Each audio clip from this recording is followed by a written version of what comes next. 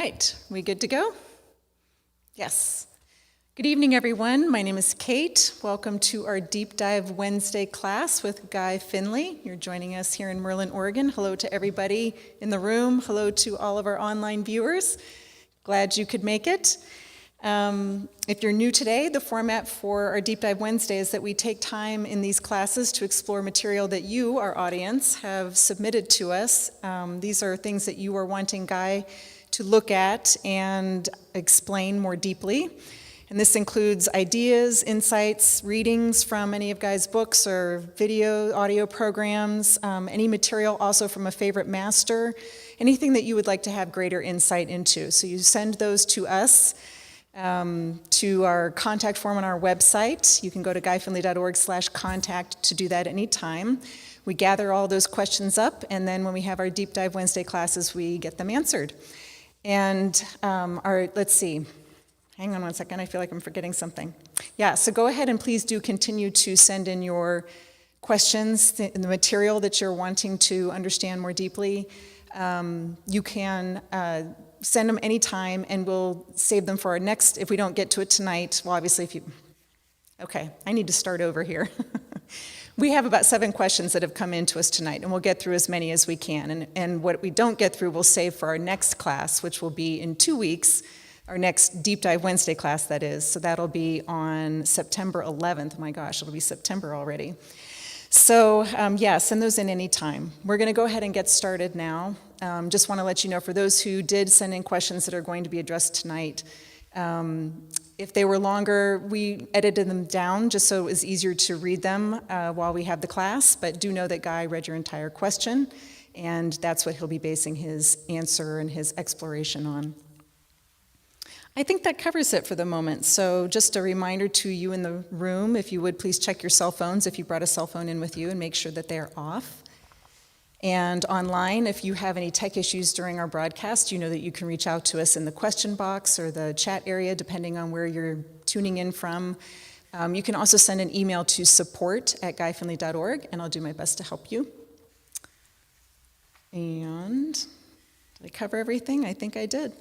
So I think we're ready to get started. I'll read the topic for tonight and the key lesson for the talk. So here's the title. The search for truth starts here. Here's the key lesson. When all is said and done, perfect order and true self-knowledge are inseparable, each reflecting the other in much the same way as is the beauty of a dark red rose revealed through the eyes of its lover.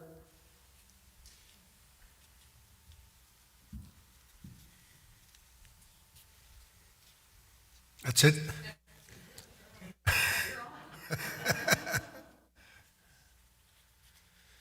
Okay. Hello.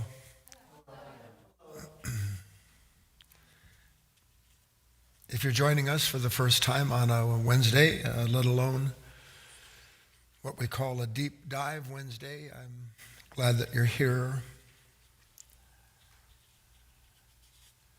In a perfect world, we would never have anything remotely like the same class that we had the time before.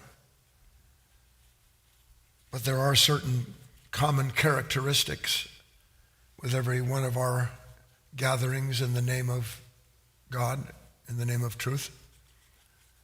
And that is that we are, each and every one of us, I'll assume it for you, I know it's true for everyone in the room here. I don't know what's going on with my life.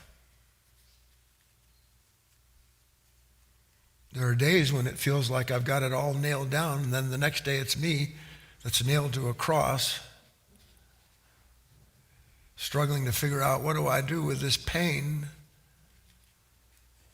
And then doing the same thing I've done my whole life, which is listen to myself ask a question and they'd be so stupid as to answer it.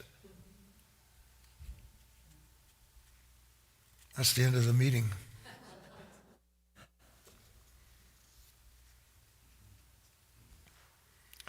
What we do on Wednesdays on Deep Dives is we have these topics people want further insight into. They want to understand it more deeply. And I'll tell you something very interesting about these questions. When everything is said and done, just like you see all the colors that you do, and our eyes are fairly ill-equipped to see the radiance of this light that we are created from and that we live in. In one respect, one question is like the light. It's just divided up into 100 million different aspects. Everybody wanting to know basically something about themselves so that they can find that which they feel is missing. Why they have the pain they do. What are they supposed to do with their life? They're 20, they're 40, they're 60. And then there's some of us.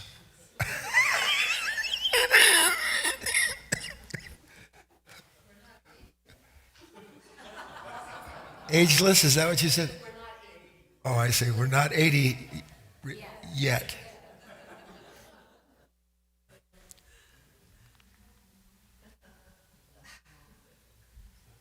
What if it's true? It's just something that you haven't seen yet. The question belongs to the prodigal son, this fallen consciousness that knows nothing about itself other than it's wandering around trying to give itself something to live for and by. And every once in a while along the journey it runs into something that satisfies it for a heartbeat, and then finds out that it didn't give it what it thought it did, and then it has to go back on its journey again, asking questions like, what happened there? What was I not understanding? And what must I do in order to bring about the end of this journey away from my Father's home? One consciousness asking a million questions. And in some respect, it isn't too far from me to say that by the grace of God, it is possible for you to come to the end of every last question you've got. Every last question evaporates. But the cost of the evaporation of the question that always forms itself in the moment of some difficulty or some pleasure, how do I extend this or give myself more of what I believe I have, doesn't make a difference what the question is. The question creates the illusion of an individual stuck somewhere. An individual suffering over something that nobody else suffers the way they do. And it's the exact same question. A long time ago, it comes into my mind as I'm sitting here, kind of like the description of the thing itself. I realized that here's a person, if you ever scuba dive, and I used to do quite a bit of it, and you go deep, you exhale a little bit, and a couple bubbles come out of your respirator. But as the bubbles rise up from the compression of the water, they start to divide and divide and divide until two bubbles, when they finally reach the surface, they're like 1 million bubbles. That's exactly what this mind is like. A little gas.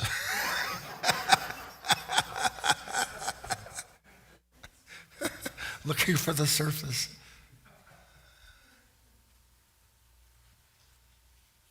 I'm just setting up what we have to do this evening. And I'll remind the students in the room, and of course everyone out there, that when we bring up these topics, I'm inviting you, and I will do so openly, to share your impressions of what you think. Here's a question. Do I have a question like this? And if I have a question like this, well, how's my question put together that's different than this person's question? Is it really different than this person's question? Or does it just have different characters playing different roles in it? This way we work to see that all that we take to be so special and separate about ourselves really isn't at all.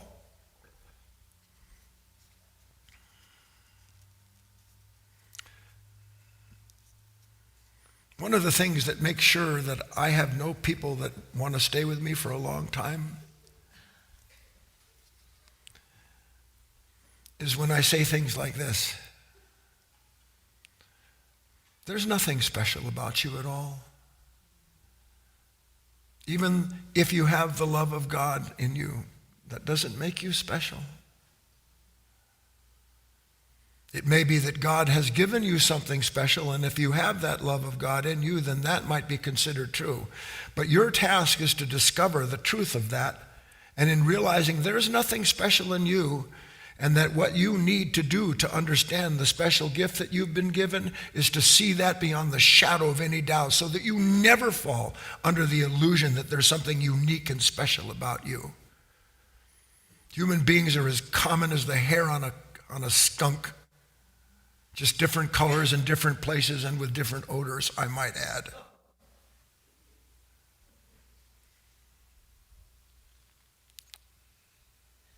So, with that friendly introduction, let's see where we go. Wouldn't you like to be able to say what you think is and know is true without worrying whether people are going to like you? Are they going to keep giving me money? Are they going to keep smiling at me? Are they going to say, oh, you're the greatest? Or are they going to turn on me with a vengeance like they could do anything else? That's the last thing you want to see. How given certain circumstances, there isn't a soul on this planet that wouldn't rend you for the sake of merely trying to get you to confirm them as they see themselves. You're free when you know the truth about humanity, and you'll never know the truth about humanity until you see your own humanity and how it operates in this world. All right, let's get started with question number 1 here that was submitted. Here we go. When I look into another student's eyes or a relative's eyes, I see a great strain and negative states glaring through while they are talking. States like hatred, fury, deceit, fear, insecurity, self-pride, and anger. I feel great pain in seeing this as I listen to them talk through these states. I wonder what I am intended to do with this stirring observation. I find myself wanting to stay away from people. It feels like we have collectively agreed to give no attention to the truth of our condition and never speak of it. Please help me to understand my role. I feel disheartened by what I see. Wide awake. Be nice to actually look like that for just a moment for me. What is this person saying? What are they asking? What is this person asking? Anybody? Terry. What do I do with this pain? Terry said this person is asking, what do I do with this pain? Anybody else? Chrissy. What do I do when I feel like somebody's attacking me? How do I handle this fairly constant feeling that the whole world is upside down and no one seems to know it? Patricia. She's getting a sense of self. Patricia says that well, but what are they asking? What's the question here? Leah. What should be my role in a relationship when someone that I know, or for that matter don't, is acting in a manner that upsets me or disturbs me? Anybody else? Anybody? Is this common? Is common question? Would you say it is? John. How is it that I can't see what I'm feeling? That's not bad. John said, how is it that I can't see what I'm feeling? Tony. I'm trying to formulate it. It's really, what is this sensation I'm having that I'm looking at something else, but yet that I'm seeing myself? So what? Okay.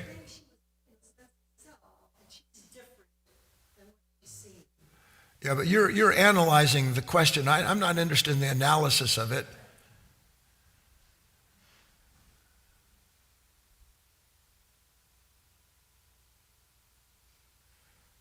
Roger.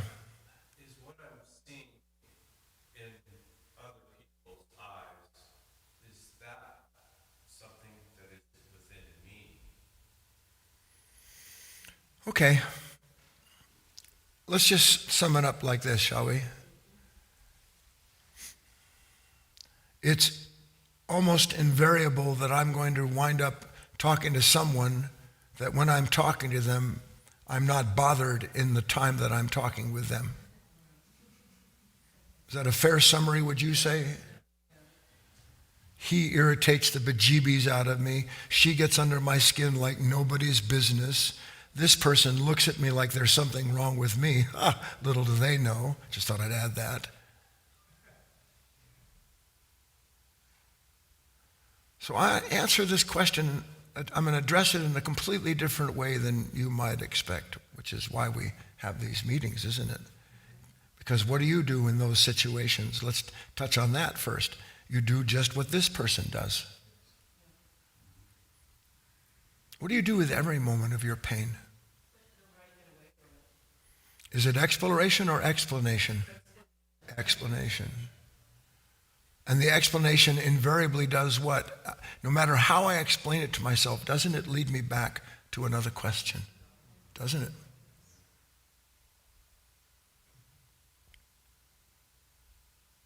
So we can all agree that we've had thoughts like this and questions like this.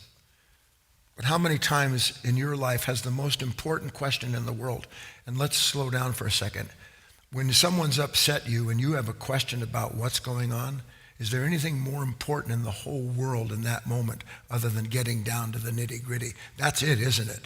That's it. But how many times have you had a question like that?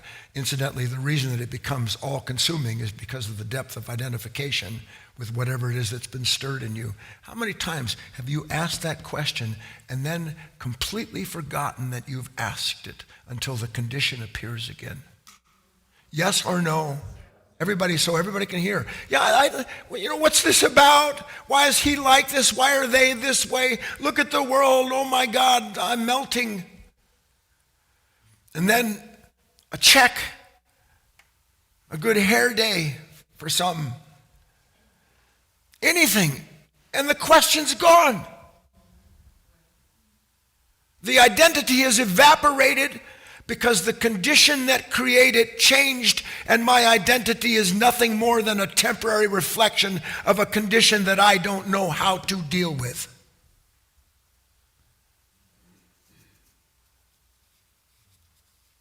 Why is it that the content of the questions that we ask disappears until something re-triggers it?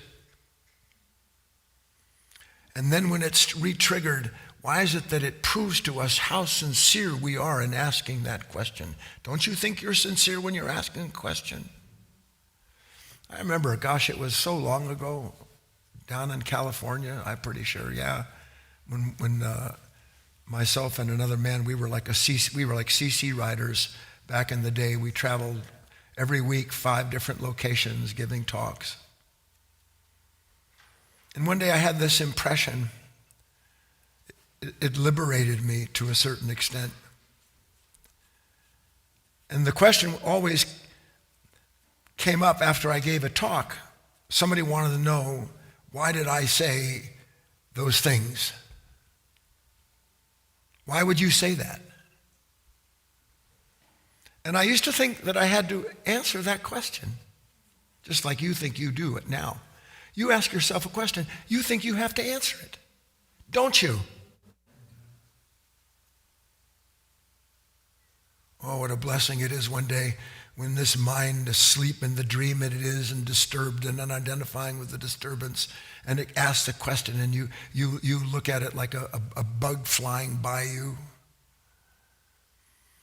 I realized, and then one day I said this to somebody, which by the way didn't exactly earn me brownie points. I said, why do you want me to explain your pain to you? All I said was what I said. You have a problem, you're in pain with it. Why would you ask me to explain your pain to you? I'm not here to explain your pain to you. I'm not here to explain your pain to you. And the more you rely on people to explain your pain to you, the further away you will ever get from a very specific point in your development. And then I'm going to get back to this person's question. Listen to this paradox. I find it personally loving. You may want to discount it. Knowledge is ignorance. Knowledge is ignorance, but unknowing is the path to wisdom. Knowledge is ignorance, but unknowing is the path to wisdom. See, I want to know. But the only way I know is when something that's said to me or I think lines up with something that I already know. Failing to see that the pain I'm in is because the past has compared how this moment ought to be to what actually is taking place, and there's conflict, and so I seek knowledge to resolve conflict in my own consciousness that is created by the very ideas and images I have about myself and others. And that's the only pain there is. This conflict that breeds itself inside of a human being. So let's examine. This person is saying, again, I feel like nobody sees this. I don't understand why it's going on like this, so forth and so on. Do you remember, I think it was, I don't know, today's Wednesday, Sunday, maybe a week ago Wednesday, I talked to you about the nature of a dream. Do you remember? And I said that when I'm in a dream, I am, in fact, the dreamer. Am I not? I'm the one having the dream. And that would make me the subject. The subject. And the object of the dream is the monster that's chasing me, the money I'm going to win, the person who's still haunting me in my dreams. So that this dream, it seems like the one that I'm dreaming about, the moment I'm dreaming about, seems to be entirely other than the dreamer. But that which I'm dreaming about doesn't exist apart from the object that's having the dream. So that we discussed, if you can remember, that the dreamer and the dream are a singularity, but when I'm asleep, I don't think to myself they're a singularity. I think that something's chasing me. I think something happened that's bad. I'm full of this regret, this dream. I'm reliving some great pain. Having a nightmare. When you have a nightmare, don't you think something has been pressed upon you by something, and if you had your way, you wouldn't have it because you can look at it and then you have all these questions about why that goes on?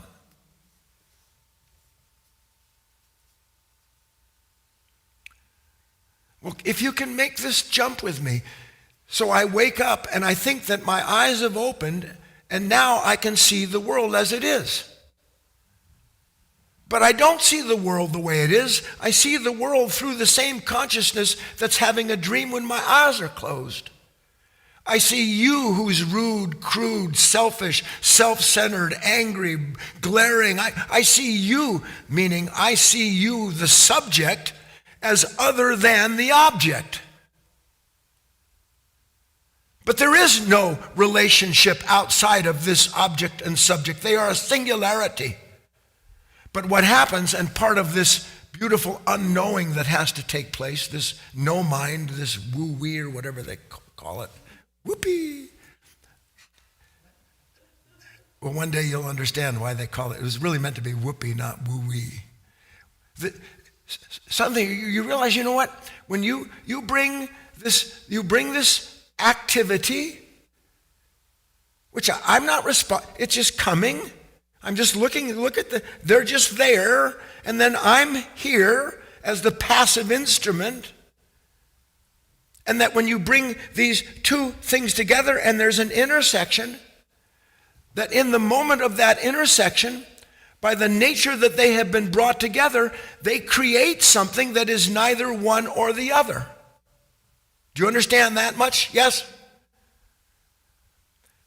But that which is creative out of the relationship between that which is acting and being acted on, are they separate, what is acting and what is being acted on? Yes or no? They're not separate. What is acting and what is being acted on, they are a singularity. But when I look at you and I think you're this way, what is it that's acting? Is it acting on me? Or is that relationship between what is acting and what is being acted on? Or is that by its nature bringing something out of both that belongs to neither, but that is there as an experience of that relationship? An experience of the relationship that doesn't belong to either one of the parties, but belongs to both according to their capacity to see it. Can you follow that? So here comes this experience. The experience doesn't have a name. You give the experience a name because you have knowledge based on your past what it's like, so that you can look at it and then refer to yourself as someone that someone is doing something to. I don't know if I'm getting this across.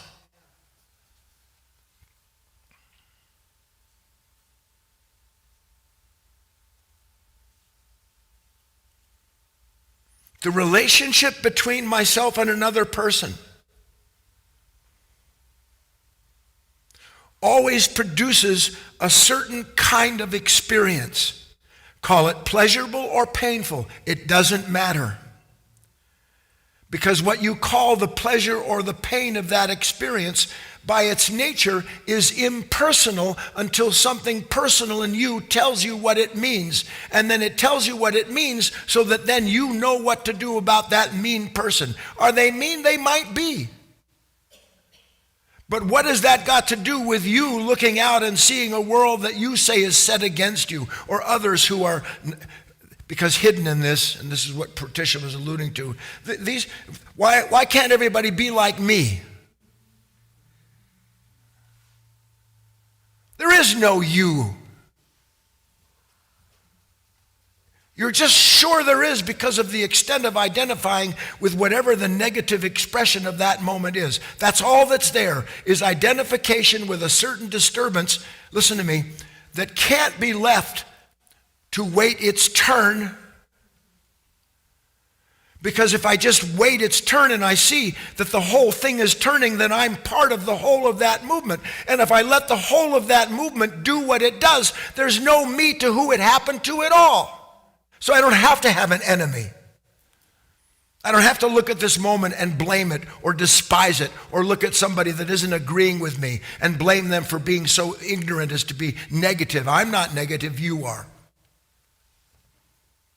It just happens. It's not happening to you. It's not happening to you. But there is something in you, in quotes, that wants to make what is happening into something that defines it. So the more it's defined it is, the more I am confined by my own relationship that's determined by my knowledge. Because yes or no, and some of you, you can't help yourselves. I understand it. That's why we have these talks. You start to think about somebody, you're not thinking about them anymore. You're reliving the experience you've had with them that has a bad taste, and you always blame the person for the taste that you've just pulled out of your personal soda suffering fountain and poured for yourself. How many of you have a suffering fountain? Yeah, just like that. Add a dash of conflict, a little bit of sour lemon, and of course you have to put some bitters in there. It's true.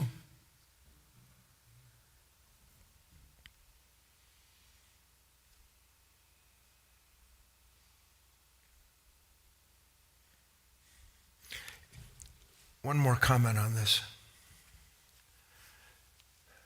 I said to you that knowledge is ignorance. Why is what I know about you to be true ignorance? Because you do. You think you know what is true about people, don't you? And let me make it clear, that they may be the worst human being that ever fell off of a lemon tree. Why is knowledge ignorance? Because where do I get my sense of self other than as a derivative of what I think I know about this person? And the cost of what I know about this person is my own suffering that I blame on them, failing to see that what I'm reliving in that moment is my own knowledge, my experience, the name I'm giving that moment. That's what I'm suffering from, not what you've done. I'm suffering from how I've identified with a name I've pulled out of what I think is the ether of my intelligence when it isn't at all. And this is where it gets interesting. This is why I said that when everything is said and done, that knowledge is ignorance, but that unknowing is the path to wisdom. What happens when I finally understand that whatever my mind is telling me about you, them, this or that, whatever it is, the object isn't separate from the subject.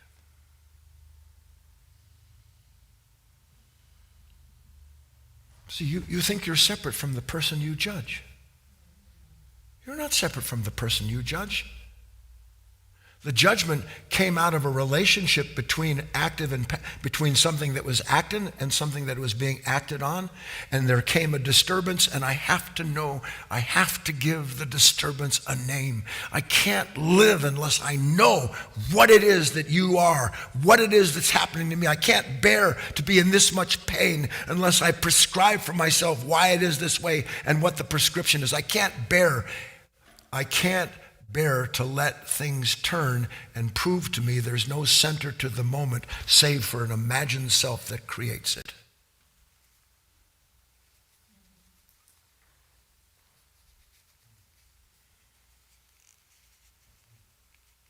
And as you start seeing that a little bit, how many of you following me? You start seeing something like that, and your mind, does it want to do that? Doesn't it want to leap? Doesn't it? Leaping minds on the 12th day of Christmas. 12 minds are leaping. My mind wants to leap. One day you'll catch your mind leaping into this abyss of what you know is true, and you realize, I can't leap there. And something will say, but you can't stay here. There's nothing here if you stay here without knowing what's going to happen to you. And you'll jump because you can't do anything, but you'll gradually start to realize the only task is to be where I am and to not talk to myself about what I am is in that moment, because I am is never left or right. It is never light or dark. I am is the whole of that moment, the whole of that movement, the whole of that turning. With no one, this is what unknowing is. Enlightenment, I suppose, is the eventual realization that everything is turning and there's no one it is turning around and no one it is turning for. It is just turning. It is just turning.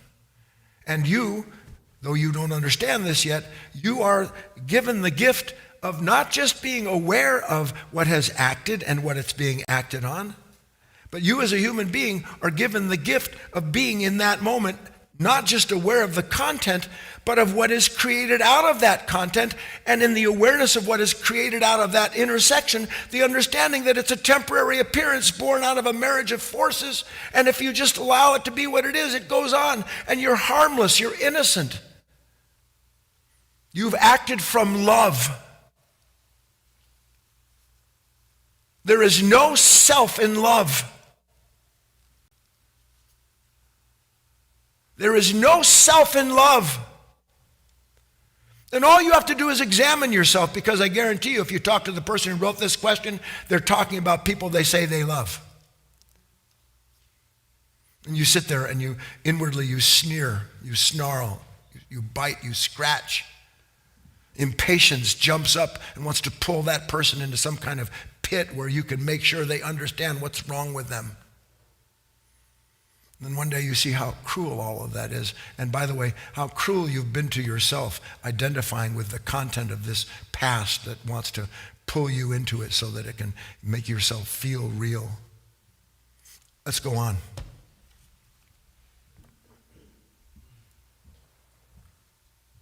That question and answer, big mirror. Thank you very much. All right, our next question is, please comment on something I read that I know you have said yourself, but that I have trouble understanding. Here's the comment. There's an illusion that if we keep thinking about and dwelling on and replaying things that we think are unfair, that it will somehow help us in the future to avoid unfair things happening. And I hate to break your heart on this one, but it's simply not true.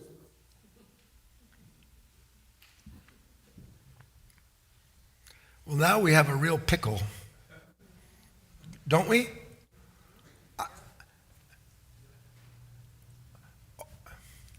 try to put what I said a moment ago into the context of this question. So instead of me looking at him, her, this or that, and having this reaction to what I see as someone who is cruel or unkind or hateful or glaring at me and all the rest of that. Now let's change that around to where I'm sitting at home. I'm sitting up in my bed, and a thought comes along. And the thought comes to me and it says, another day? You got to go. You're not ready. You have to do things. This is how are you going to deal with what that person said to you yesterday? You know that problem that you thought you'd swept under the rug? It's right there at your feet this morning. You opened your eyes and have you ever opened your eyes and had a problem at your feet?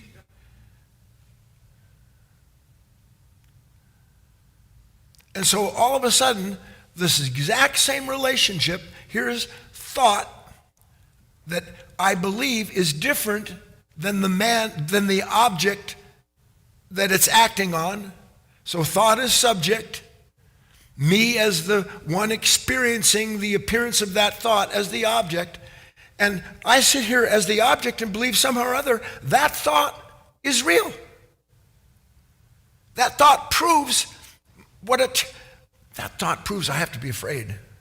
That thought proves I have to be anxious. That's what it proves. Now, can you follow this? So what happens in that moment when I'm sitting there and up comes this thought? Here comes this memory, it washes through. Suddenly all this raw sense of myself is exposed. You know how he hurt you? Do you remember the thing he said to you? Why wouldn't you think to yourself, I wonder why something in me wants to keep thinking about something that someone did to me? Why wouldn't that question appear to you? The question that appears to you is, he, she, they keep doing it. By the way, they're dead for 50 years, and I'm still reacting in the exact same way. And what is my reaction every single time? Listen, something that is active, this sleeping, dreaming brain brings up something out of it's caught in the drain. Do you like to clean the drain of your sink? I don't have a garbage disposal. I have to do it from time to time. It's like the last thing I want to do. You're going to put on your hazmat suit. Yeah, you stuff that's stuck in the drain, you think you have to deal with it. It never went away, it never cleaned, it's still there, and here it is, and here comes all this experience again. And all I know how to do is ask myself, why am I still going through this? I've been an aspirant for like 1,800 years, I think, at least that long. Or for some of us, I've been meditating for 2 weeks. Why am I still going through this? Yes or no? Now, you may not, in quotes, ask the question, but the resistance to the appearance of that manifestation is filled with a rejection of the moment, and in the rejection, the wish to replace it with something superior. And then I ask myself what? I ask myself, listen, please, gosh, I wish I was able to do this better. I ask myself, after the 1800th time, I ask myself what I think is a kind of a different question, but about the same problem. And it never occurs to me that the question is hiding the answer. What does it mean, the question is hiding the answer? The answer doesn't lie in finding a way to resolve the problem. The answer lies in discovering a problem maker that keeps creating pain so that it can ask itself what to do and repeat the pattern and repeat the pattern and repeat the pattern. Which, by the way, is also part of the answer to the first question. You don't think to yourself, I wonder why I'm still a zebra, or I'm still a donkey braying. Why doesn't this pattern change? I'll tell you why the pattern doesn't change, because you don't change. But you think asking about how to change the pattern is the proof that you want to, don't you? Does the pattern change? That's all I was saying. Dwelling on and replaying the thing that we think is unfair is going to help us downstream to escape the pain. Yes? Guess what you do every time that you think about and relive the pain? You listen to me. I wish I had a way to diagram it. Here I am. Here's life. It's moving along. And suddenly I'm sitting there and, this pain. And I think to myself, what do I do? What do I do? And for a few moments, I'm pretty occupied with coming up with an answer. And that's good enough until finally a condition changes. Something comes down from upstream, it comes down. And then I don't have to deal with that anymore. I kind of asked the question. I came up with a plan. And I'm going to initiate the plan. But in the moment when you are there, in quotes, thinking about the condition, and then conditions change, does the condition that produced the pain, does it go away? Or is it some kind of strange miracle that in a circle of time, which it is, that same thing occurs again, coming down the stream again? And I go, where did that come from? You created it. Or more accurately, you kept it in creation when it was intended to be dissolved.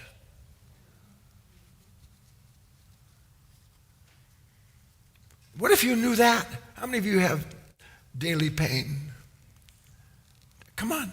Daily suffering, daily concerns, daily questions. You wonder, when am I ever going to shake it off?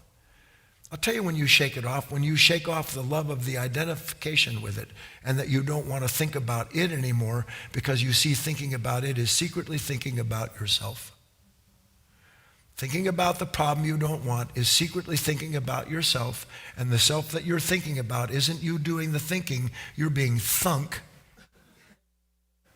into a repeated pattern that will continue itself until what? Until at last you step out of that stream of time, until you separate, listen, not by an act of will, but by seeing that the will that is active in you keeps creating the same circumstance.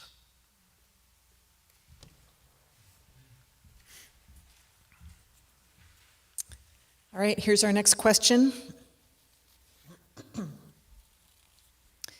Can Guy speak about the spiritual significance of the Sacred Heart of Jesus? One moment. Get it right. What's that? It's the wrong thing up. Is that right up there? Number Okay, it didn't change on mine. I understand. Go ahead. Okay. Can Guy speak about the spiritual significance of the Sacred Heart of Jesus? What does the symbol of a heart with a crown of thorns and flames represent? What does it mean to live from the heart in our day-to-day lives? I've noticed this symbol of heart is peculiar to Christianity and Sufism, but no other major religions share it. Why is that so? And then as sort of a part two or continuation of this question, Guy asked me to read another question that he said was related to it. So here's the second question that was sent in from someone else. Can you comment on Philippians 4:13, which says, I can do all things through Christ, which strengthens me, as this passage refers to the idea of where to look for strength in any situation where you feel weak?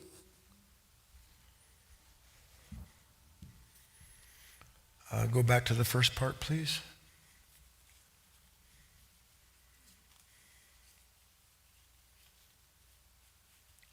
Can Guy speak on the spiritual significance of the Sacred Heart of Jesus? I think this is a Catholic symbol. I'm not sure. What does the symbol of heart with crown of thorns and flames represent? And then part two, what does it mean to live from the heart in our day-to-day lives? And then a comment, I suppose. I've noticed this symbol of heart is particular to Christianity and Sufism, but not major religion shared. That's not true. There is no major religion that isn't heart-centered. Not one. Loving kindness, Buddhism.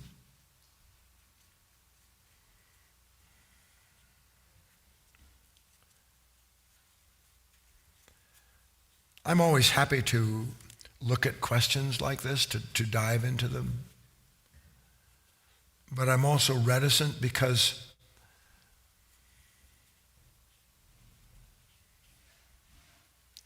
knowledge is ignorance.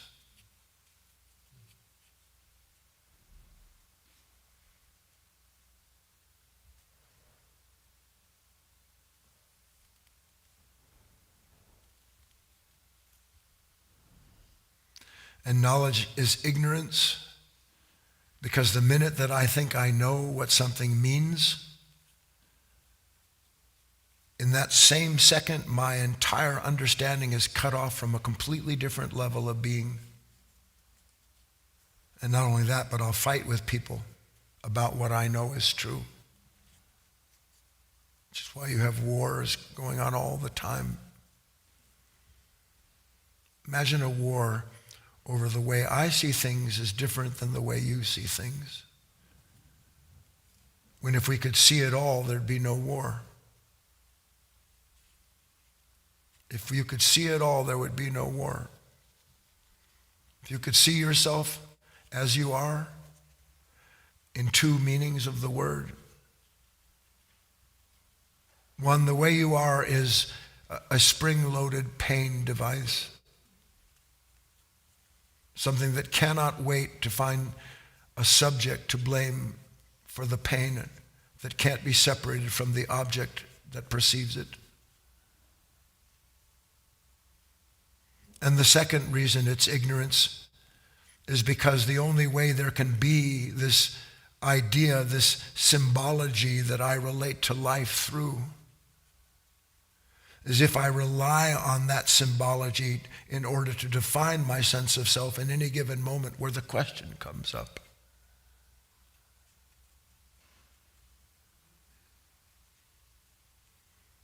This is quite advanced what I'm going to say to you, and I'll ask that we bring up the image in a moment here.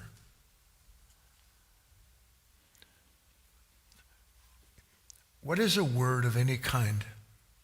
The word God, the word Christ, the word hate, the word love, the word fear. What is any word? What is the makeup of any word? What is a word?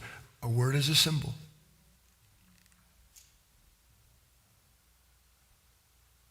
And it would be fine if the symbol were perceived purely, because no symbol can be perceived purely that isn't connected to everything else that is arising with it. But I don't see symbols purely.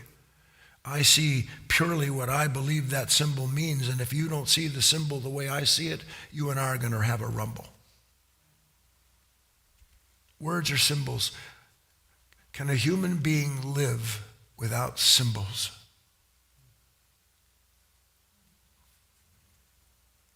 A real human being, a human being that knows what love is someone who at least has begun to understand there's no love in the worship of any symbol whatsoever, no matter seeming how divine and beautiful it may be. Because the very worship of his symbol is the same as identifying with it, and the identification is always an act of ignorance, no matter how sublime that sense of self might be. Because I'm dependent upon that sense of self relative to the symbol that I worship or that I look at. And if you don't worship it in the same way, then you and I are going to have a problem. So that's the first thing that I have to say about that question about this, the Sacred Heart of Jesus. Now let's bring up this image. I spoke in great depth for a period of time about this, what I called it, the heart of the cross. And you can see it with me online, and you can see it in this room. Now, what this person is referring to as the Sacred Heart of Jesus, that heart is wrapped with thorns. And it seems to be a confusing illusion that, if it's love and it's sacred, then why are the thorns around it? And if there are thorns around it, what does that mean relative to me, who wants to know something about this Sacred Heart, because I believe, and properly so, that the world would be a lot better if we all lived from our heart instead of our mind. So I'm going to look at this image with you a little bit. I'm going to describe what's connected to it.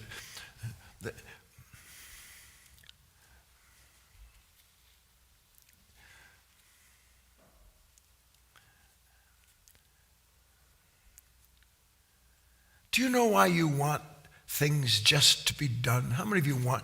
Because I wish it was just done. Don't you? Just couldn't. Do we have to go through all this stuff? Really? I mean, just watch my face. Can't it just be done? That's what Christ said. It's done. Can it be done?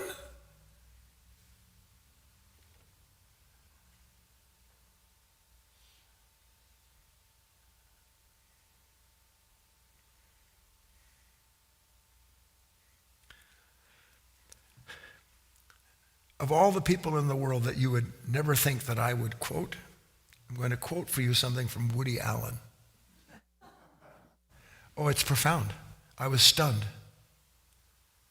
He said, "To love is to suffer. To love is to suffer. To avoid suffering, one must not love. To love is to suffer." Most of us would already have a problem with that. Love is joie. It's a good vibe. Love, love, love. Love is to suffer? He says, to avoid suffering, one must not love. So if love is to suffer is to love, then all I have to do to not suffer is avoid love. Please? You don't know how deep this runs. Then he said, but then one suffers from not loving. To love is to suffer. I don't know about that. Well, I don't want to suffer, so I'm not going to love. You don't know how deep that runs in you. But then one suffers from not loving, because to not love is to suffer, isn't it? Therefore, to love is to suffer. Not to love is to suffer. And then he says, to suffer is to suffer. No, he had a genius mind. I just never thought that he had a little Buddha inside of him. To love is to suffer. That's the thorns. But the thorns wrapped around the heart sits in the middle of this cross between what is timeless, what is descending, what is eternal and ceaselessly celestial, the active coming in, intersecting this line of time, the horizontal bar. And the only way the horizontal bar that represents time can ever be changed into something that just doesn't repeat its misery is when at last something sits at the center of that intersection of time. Sits at the intersection of the four seasons, the intersection of the four elements. Something that isn't any of them and yet holds all of them and gives its life up so that they may be married and bring forth a new conception. And that's the sacred heart of Christ. And that's the thorns wrapped around it. Because if anyone is ever going to know anything about the true Christ, the true heart of the divine, they're going to have to get to the place where they realize, I have come into this life with thorns wrapped around my heart, but I agree to them. Because it is in the willingness to suffer all that takes place in this relationship between heaven and earth that I at last start to understand I'm not just earth and I'm not just heaven. I am that which was given to sacrifice itself so that the will of heaven could be done on the will of earth and something new could come from it.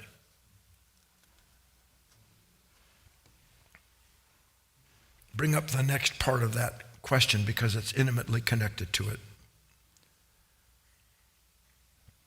The person says,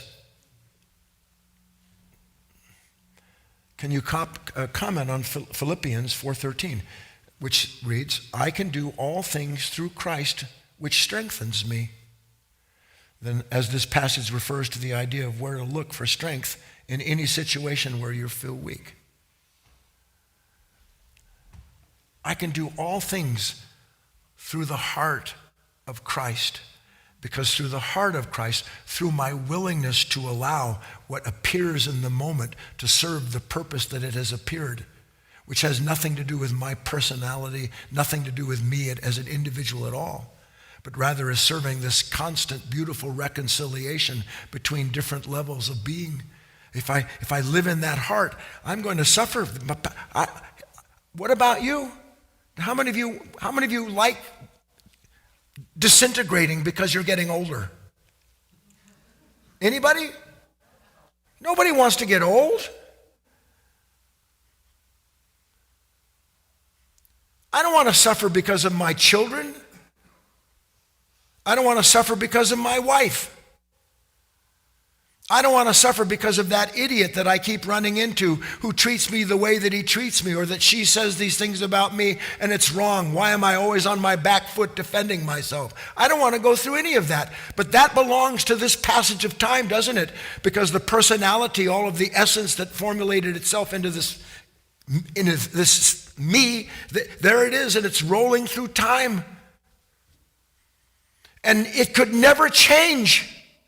That's what you don't understand. You can't change the passage of time by calling on something in your past or your imagined future. All you're doing is strengthening the recirculation of a reincarnated consciousness that can do nothing but create the circle and create and relive it and relive it and relive it. That's all you do. Every question you ask about why is it like that, you are simply ensuring that you will ask that question again. The crown of thorns is the recognition that something has to suffer, something has to die, so that something in that line of time, not my line of time, not your line of time, but the line of time itself can be changed. So that every human being and everyone that will ever ask a question is liberated to some extent by my willingness to die to the part of myself that only knows how to constantly complain and ask questions about what to do.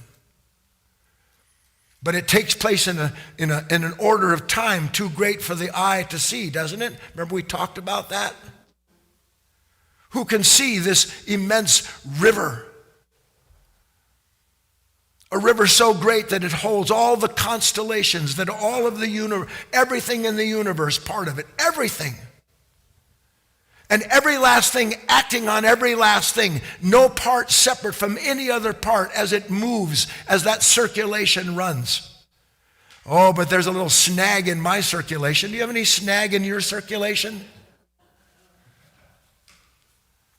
And that's when hell breaks loose, isn't it? So that the act of heaven, which is the constant perfection of itself through the expansion of its revelation, turns into something that one regrets and resents and then spends their life trying to figure out how to get rid of it. So,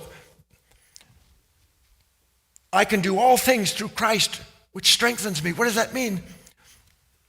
I can give myself to everything that this waiting, letting things turn reveals. Of course I can do everything. You know why I can do everything? Because it's not me that does it. And one day you'll understand you can bear anything because it's not you that's bearing it. May God help you to hear what I said. One day when you've stopped fighting with your pain, when you've stopped fighting with your anger and your resentment and your fear of death and all the other things that accompany you. And by the way, all of that is just the fear of one thing I may talk about this Sunday. All of that is the fear of emptiness. Which, if you understand the whole of this thing, it's nothing but emptiness filling itself, emptying itself, filling itself, emptying itself, filling itself, emptying itself. And guess who is intended to be the recipient of that revelation?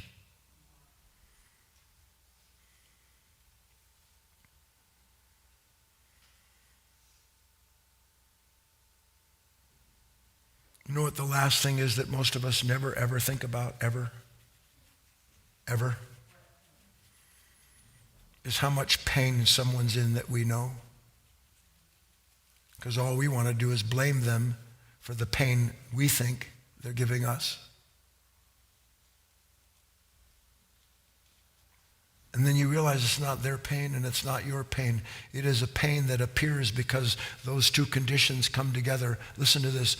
for the purpose of revealing that it isn't the object and the subject alone, but it belongs to another order of self that continues to reveal in itself and through itself all the possibilities that are there.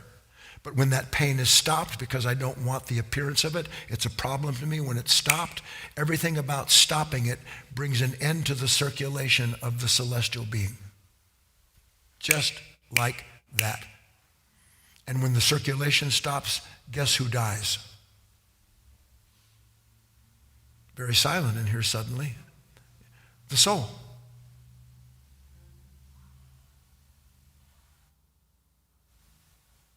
But when it's allowed,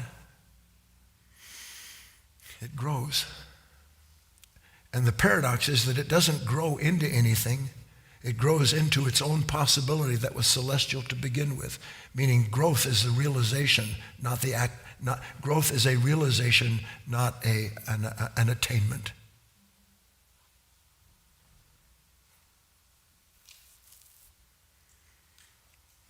We're pretty much out of time, aren't we?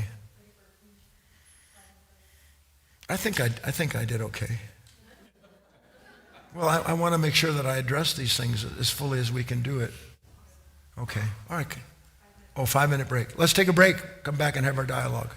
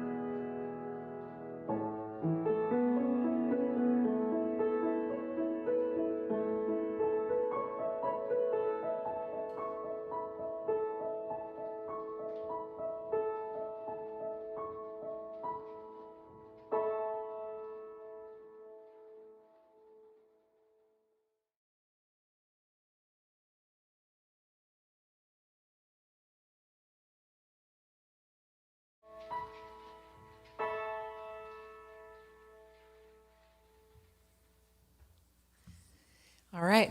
Welcome back to part 2 of class. We have about 25 minutes for an open Q&A discussion dialogue time with everyone here in the room, everyone on GoToWebinar. So now is the time. If you are online and GoToWebinar and you wish to speak with Guy directly, you can go ahead and raise your hand and I'll unmute you when the time comes. You can also send in a question or a comment. I do have a couple that folks have sent in to the question area, and I'll read those to Guy during our Q&A. Before we get started, just wanted to remind you about our schedule this week. We have an extra event going on this weekend. So of course, on Friday we have our student talks, our student Friday night study group. You'll get a reminder about that if you're on GoToWebinar. So do join us if you can. That's at 7 p.m. Pacific time.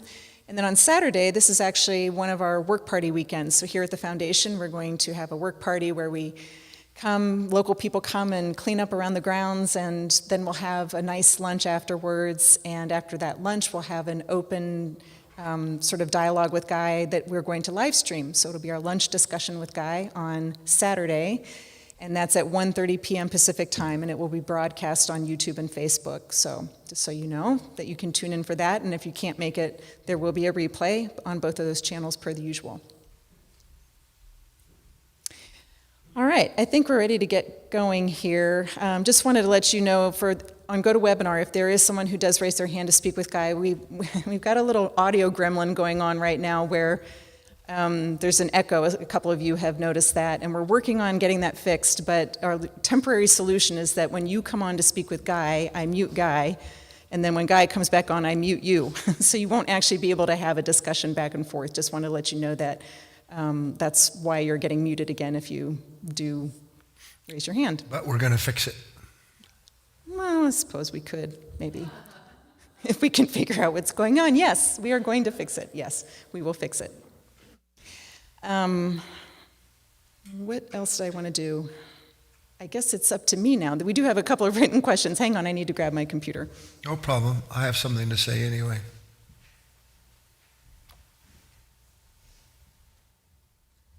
Would you like to know what my big problem is?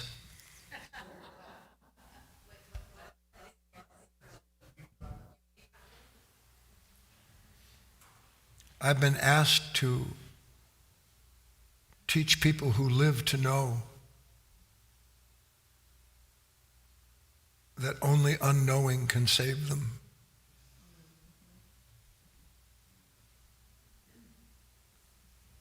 How do you teach unknowing? On one hand, you affirm the big picture, the idea of a love that is unending and that you are intended to, as you already feel you must, be in relationship with it. You affirm that. But then you deny the whole idea that someone as they are knows how to love.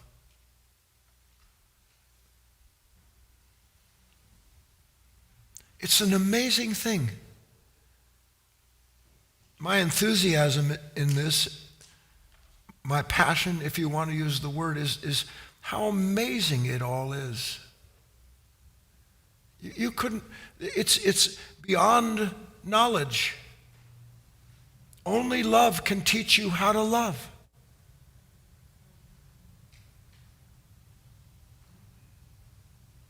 And it isn't even that love teaches you how to love. Love shows you everything that is absolutely not loving at all.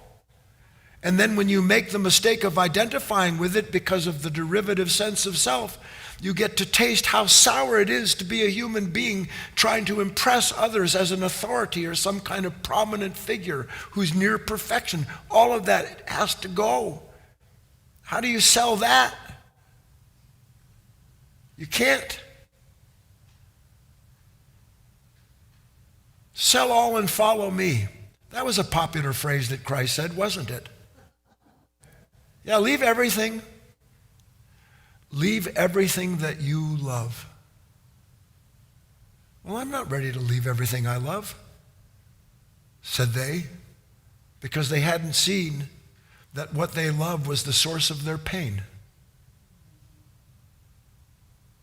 And that real understanding, the wisdom, is the gradual revelation of the fact that anytime I'm identified with anything, I'm in bondage. So it isn't that you try to bring an end to attachment. You see the suffering inherent in it and how desire produces this image that then becomes the seed of something you identify with, and you see how that runs round and round and round, and then one day, much to your, listen to this, you'll never be more dizzy than when you step off the merry-go-round.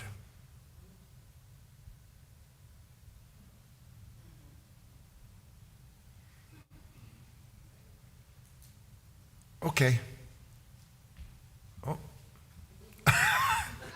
She almost ran you over, Kate. Hi, my name is Leah. So this just happened to me today. I can't wait. A great example. It's very exciting. So my dad reached out and he wants me to come to visit in Los Angeles in 2 weeks. And I was just down there 2 weeks ago, and Leah does not want to go to LA. Leah, every time she's getting ready to go, there's a whole conversation resisting Los Angeles. But this time, my dad asked me to come for 2 events. And he doesn't ask for much. He's always grateful when I go, but he asked. But Leah was fighting with it today, angry, complaining to Roger. Every time I go, this is what's going to happen. How did you get into it, Roger? And it was so much pain in what you just said, what Leah wants. And I was watching it, and then I said to myself, I said, you know, you need to look at this. What is this here to teach you? Because this LA thing is not going away.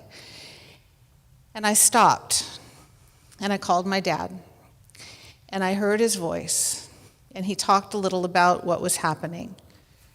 And he just simply said, I'd really like you to come. And I knew, right there. That's the love that sacrifices what Leah wants and knows the next thing to do. And I said, you know, Dad, when I get home, I'll go look at the computer, I'll see what flights there are, and we'll see how it unfolds. And right there, easy flight Thursday, easy flight Sunday, in and out, and I'll be there. And Leah doesn't want to be there, but I want to sacrifice for what he wants. And I think that's love. Find out. Yeah.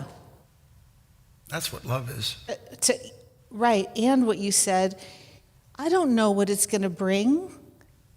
It doesn't have to bring the same thing it brings when I go to LA. If you're not the same Leah that goes down there. Correct. And if you do go down there the same, leave yourself there and then come back. Yeah. And Roger will be so appreciative.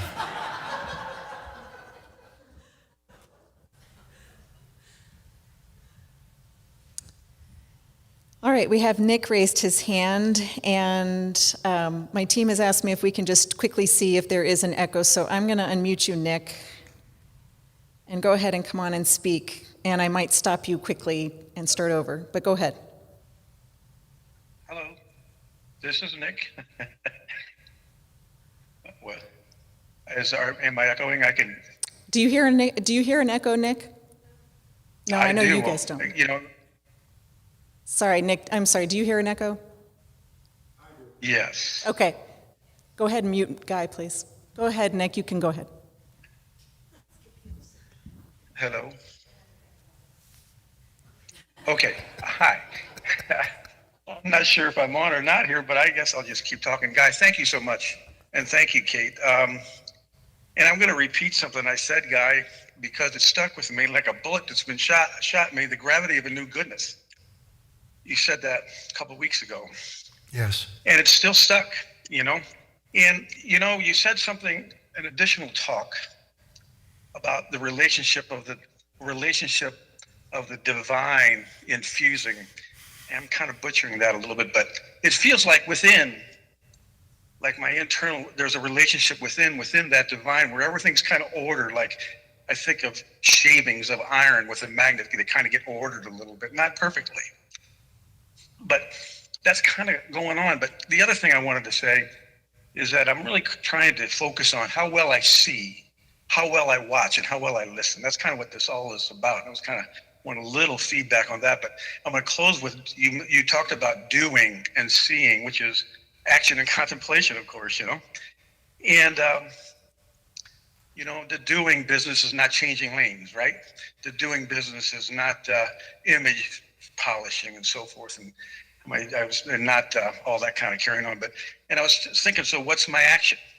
And there's this place called liminal space you spoke of before, where it's letting go of all that, dying to self, and allowing something new to happen that's not manufactured, so to speak. Anyway, it's just what I'm paying attention to, and it kind of makes sense to me. And then when I let go like that, the gravity of a new goodness shows up again, Mm-hmm. And earlier today, I must say, if I must say, a heart of flesh showed up, and it was quite beautiful. And that's just letting go. I was just trying to struggle with how well I see, and if I'm seeing accurately and better. Thank you so much. Hi, Nick.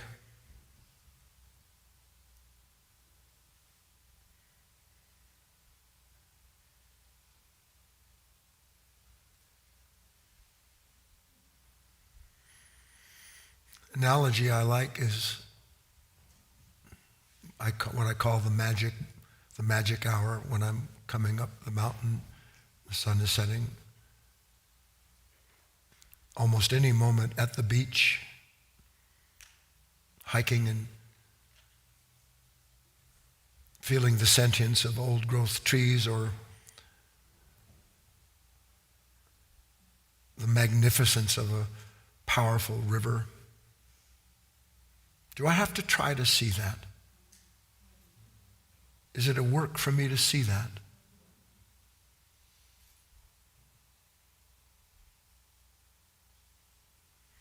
Everything is just circulating.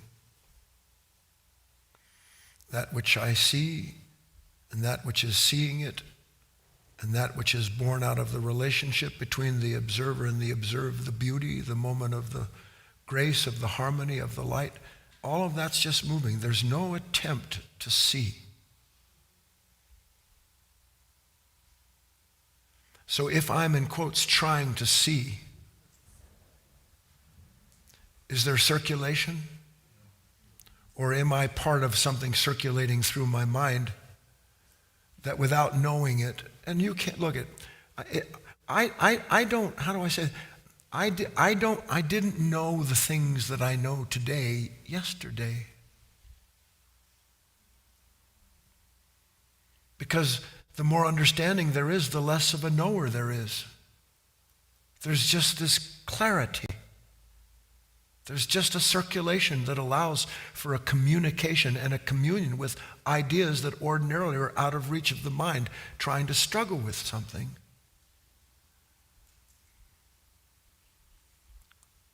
What would be the natural, what would be the fulfillment? Because here's what I'm getting at. We don't know how deep ambition runs. First, it's ambition in the world. We're just tossed into it. And then at a certain point, the ambition of the world begins to get a little bit sour or old, or we just realize I didn't make it, so now I'm going to become a cynic and eat pizza for the rest of my life. I'm going to do something to avoid the fact that I never quite made it the way that I imagined making it. But if you don't go the road of bitterness, then you want to begin to understand, how was I remanded over to this? How could I be remanded over to myself that imprisons me? What is the nature of this ambition? And a person begins to realize how ambitious this nature is. It's not your ambition. It's an ambitious nature. The ambition of the nature is ultimately to avoid emptiness. That's mostly what it is ambitious about, is finding something to get rid of the feeling of being nothing. An ambitious nature fears being nothing, so it creates things to strive for, to give it a sense of self and direction in time where it will become X, Y, and Z. What would be the fulfillment of ambition? It's stunning. You know what the fulfillment of ambition is? There's only one way it can be fulfilled. The end of it. Not the temporary fulfillment of the ambition that feeds the desire that started the cycle, but the complete perception that this ambition is blind, it belongs to something that cannot ever achieve what it sets out to achieve, and that my relationship to this ambition has been the only pain I have, and I've just gone through 10,000 iterations of this ambition. And that's what your journey is. Isn't that what the prodigal son was an ambitious person? Yes or no? It's a level of consciousness. And one day he sees what? You know, I was a lot better off having what my father gave me, because that was the end of his ambition, wasn't it? And in the strange circle of these things, the paradox of it, he goes back home and he's given everything that he ever wanted and more. And his brother, which by the way is the first has to become the last, and then he becomes the first, which really irritates his brother.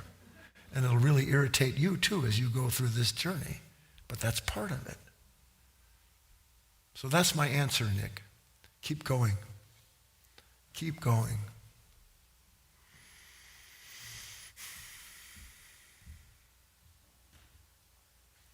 All right, we have about 10 minutes. I actually have about 5 questions, Guy. I know we won't get through them all tonight, so we'll save what we can't cover. We'll save them for our next class. And we have Tony with her hand up. But let's go to this question that came in from AB. We'll do 2 written questions, and then Tony, and then we'll see where we are. Okay, sounds good. I apologize for going on so long. So here's the question. How can religions that place females below animals and less than dirt be heart-centered? They're not. It's not religion that places human beings in any order. It's human beings trying to give themselves order by inventing a religion that gives them someone to do and to be. That's that answer.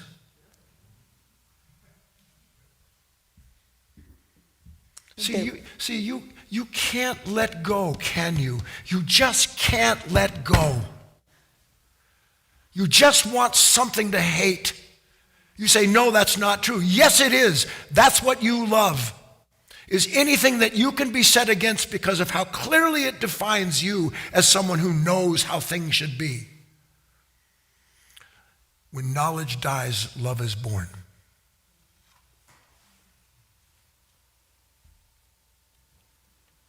Okay, here's a question from Scott. Ask me no questions and I will tell you no lies.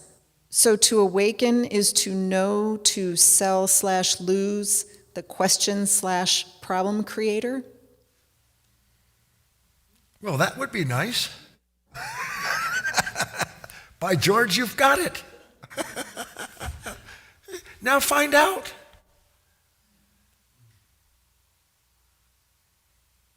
You know, on one hand, you're up in the mountains, you're wandering through rivers and streams, or you're having the magic moment. You go outside and there's the wind and they're dancing. You know, in those moments, it's just a willingness to explore. And what are you exploring? You're not exploring what you're looking at. You're exploring the relationship between what is acting and what is being acted on, and what it is bringing up in that corresponding moment. So the exploration is of your own consciousness. Now, you can't explore your consciousness and have a stake in it at the same time.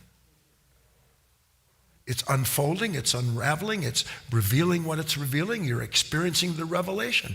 That's the exploration, is allowing the revelation to unfold unimpeded.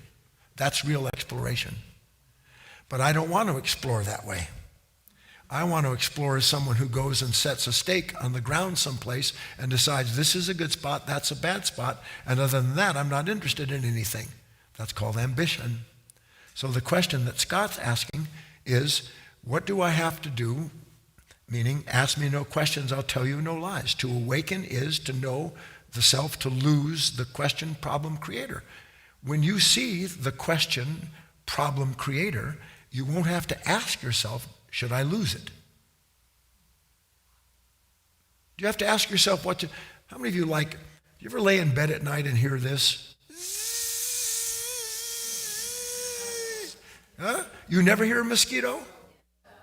Well, what did you think I was making that sound for? That was my best impersonation. Now, I don't know about you. If I'm laying in bed and I hear that, there's no sleeping. Because I know something wants to eat me. And not only does it want to eat me, but I'm going to itch having served it its meal, which makes it even more irritating. So as a rule, as impossible as it is, I will get up, I'll turn on the light, and I will look for the invader.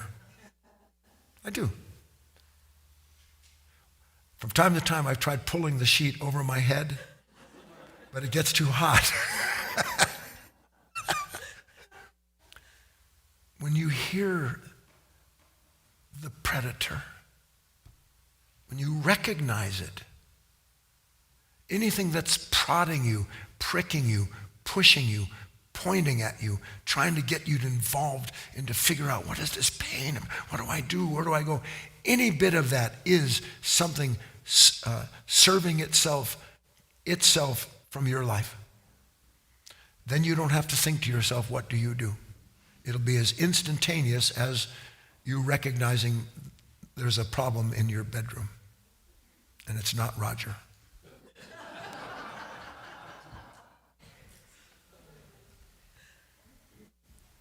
Wouldn't it be great if you could blame everything on Roger? No, just think about it for a minute. Everything. That's exactly what Christ said. I'm here for you. That's exactly right. All right, Tony has her hand up. I'm going to unmute you, Tony. And there you go. Hi, Kate. Thank you. Hi. How are you doing, Guy? My guide.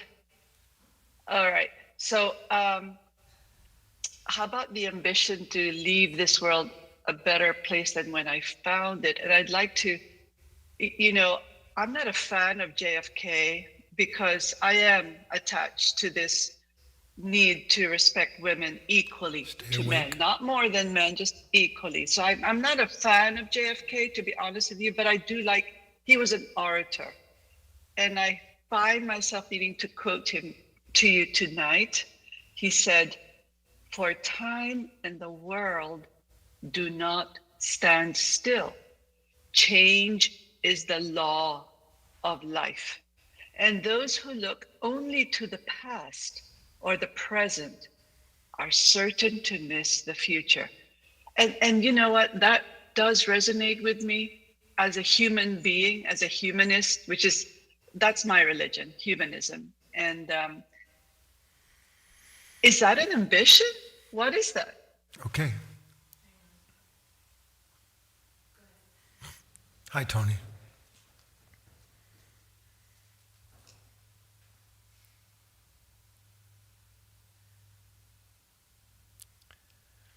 Well, there's just a host of things we could look at together.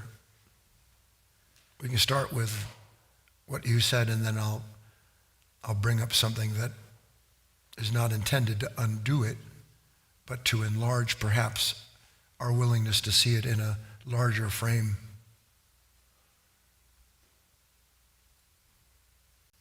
What does it mean to leave the world a better place than you came into it? What does that mean? Do you really believe for a split second the world is a better place right now than it was 200, 300 years ago? I can guarantee you, in one respect, it really isn't changed at all. It's just much more obvious what's going on than what was underground back in the day, because people had things they had to do to survive.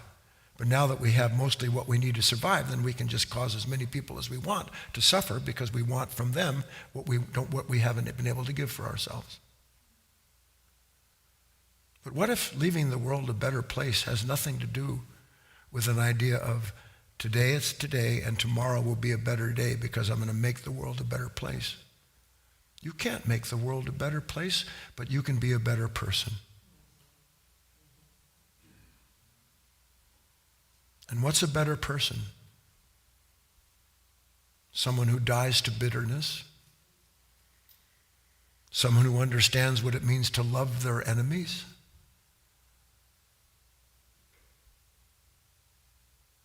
Someone who refuses to hurt himself or herself for the sake of some gain That for the sake of it, they have to grate another human being or drive themselves insane trying to serve a fear that can never be answered? Does that leave the world a better place? Or is the appropriate death of that nature the end of that fear, the end of that greed? Does that make the world a better place? And the only way that happens is through the heart of the cross, through suffering. Love is suffering. I want you to suffer for the sake of my love. That's not love. Now you extrapolate, you move that out into time, you get the idea of, well, if I'm a better person today, then the world will be a better place tomorrow. I won't have to. You want to hear something really nice? I don't know if you'll like it. Hi, Tony, still there. You never have to think about whether the world will be a better tomorrow if you don't mess it up today.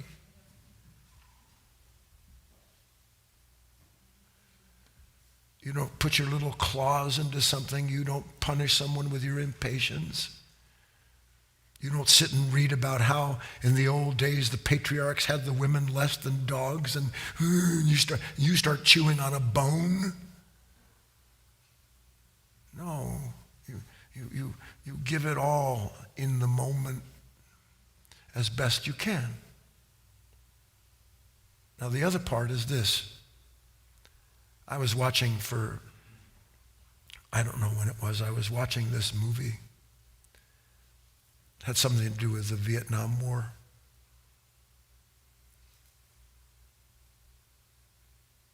And you see, as is intended, a movie is a slice of time revealed through the actions of the characters designated to be the ones who bring you into the relationship that time represents, and your enjoyment of the movie is you participate with those characters experiencing some of the things that they go through. This is why we watch these movies or read the books that we do. So I'm watching, and I'll just give you, just kind of open up my mind a little bit and let you see a little bit what I see. I'm watching, and it's rousing because this man is laying down his life for his brother. He's not going to leave him behind. What a noble thing. But the background of it is napalm and bombing and killing millions of human beings. So on one hand, here's this immense, beautiful story unfolding in this nightmare. Well, how can that be resolved? And the answer is it can't be. One is one, one is the other. The fact that human beings kill each other in some respects actually makes it possible for you to experience the heroism of someone who lays down his life for another human being. The heroes of 9/11. Who would think that the men and women who actually ran into that building to save others, who would know that a human being would do something like that, and if it weren't for the conditions that made that evident? But us, we want to separate everything out. I want a world where there's none of that. There's no such thing as a world where there's none of that. That's not the better world to come. In fact, the world that you think is better to come is made worse because you keep describing what that better world would be and how everybody should participate in it the way you see it. And you have to take all that in and then realize you don't know anything. But you're willing to see, and you're willing to work. You're willing as best you can. I've often said this. Always leave wherever you are better than you found it. I told you once a long time ago I was with my brother and we were playing golf and somebody had left a Cocoa Puffs box or something on some kind of wrapper on the green. And I said, Greg, grab that. And he said to me, that's not my job. And what am I going to do, argue with my brother that that's not his job? He doesn't think it's his job, so I went over and picked it up. Leave the place cleaner. Now, if I can do that physically, can I do it psychologically? Find out. I guess that's it. Okay. Sorry if we didn't get to the other questions. We will get to them on Sunday for sure, and I'll see you Saturday at Insight Timer. Bye.